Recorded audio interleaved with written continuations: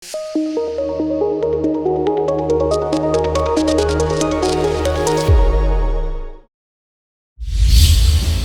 குழந்தைகளின் கல்விற்காக காலணிகளை சுத்தம் செய்து நிதி திரட்டி வருகிறார் பேராசிரியர் ஒருவர். சென்னை சேங்குன்றம் பாடியநல்லூரைச் சேர்ந்தவர் செல்வகுமார். தனியார் கல்லூரி உதவி பேராசிரியரான இவர் ஆதரவற்ற குழந்தைகளுக்கான பள்ளி நடத்தி வருகிறார். இங்கு படிக்கும் 217 மாணவர்களின் 80 பேருக்கு உணவுடன் கல்வி வழங்கி வருகிறார். இதற்கு தேவைப்படும் நிதிக்காக விடுமுறை நாட்களில் பொதுமக்களின் காலணிகளை சுத்தம் செய்து அவர்கள் வழங்கும் பணத்தை மாணவர்களின் உணவு கல்விற்காக செலவிட்டும் வருகிறார். தான் எழுதியுள்ள 59 புத்தகங்களை விற்று அதில் வரும் வருமானத்தையும் செலவிடுகிறார். வீதிகளில் அமர்ந்து நான் உங்களின் செருப்புகளை துடைக்கின்றேன், நீங்கள் அவர்களின் கண்ணீரை துடையுங்கள்.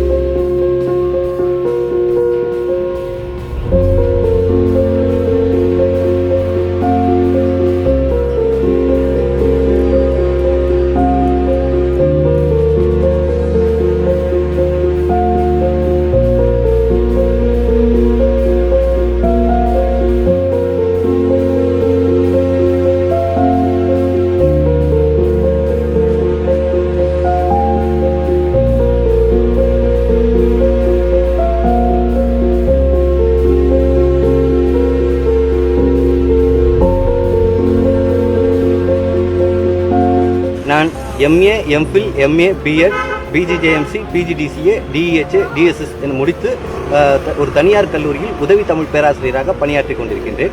5 நாட்கள் என் குடும்பத்திற்காக அந்த பணி. அது மட்டும் இல்லாமல் வாரத்தின் விடுமுறை நாட்களில் ஆதரவற்ற குழந்தைகள், தந்தை இழந்த குழந்தைகள், கணவனால் கைவிடப்பட்ட பெண்களின் குழந்தைகளுக்காக இலவச கல்வியும் மதிய உணவும் வழங்குவதற்காக வீதிகளில் அமர்ந்து நான் உங்களின் செருப்புகளை துடைக்கின்றேன், நீங்கள் அவர்களின் கண்ணீரை துடையுங்கள் எனும் வாசகத்தோடு ஊர் ஊராக சென்று 17 ஆண்டுகள் இப்பணியை செய்து பல குழந்தைகளுக்கு கல்வி கிடைக்கவும் மதிய உணவு கிடைக்கவும் ஒரு வழி செய்து வருகின்றேன்.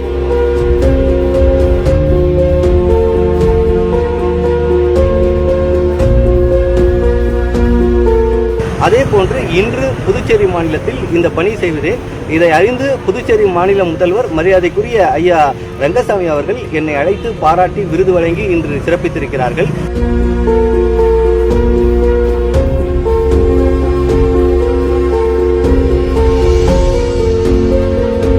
இந்த 17 ஆண்டுகளாக இந்த பணி செய்து கொண்டிருப்பேன். வீதிகளில் அமர்ந்து இத்தனை படித்த ஒரு பேராசிரியர் இப்பணியை செய்கின்றாரே என்பதை அறிந்து 17 ஆண்டுகால பணிகளுக்கு ஒரு மகுடமாக அமெரிக்காவில் உள்ள சர்வதேச பீஸ் யூனிவர்சிட்டி சார்பாக என்னுடைய சேவைக்கும் தொண்டுகளுக்கும் ஒரு அங்கீகாரம் வழங்குகின்ற வகையில் கௌரவ டாக்டர் பட்டம் வழங்கி சிறப்பித்திருக்கிறார்கள் என்பதை இந்த நேரத்தில் நான் இங்கே பதிவு செய்வதில் மகிழ்ச்சி அடைகிறேன்.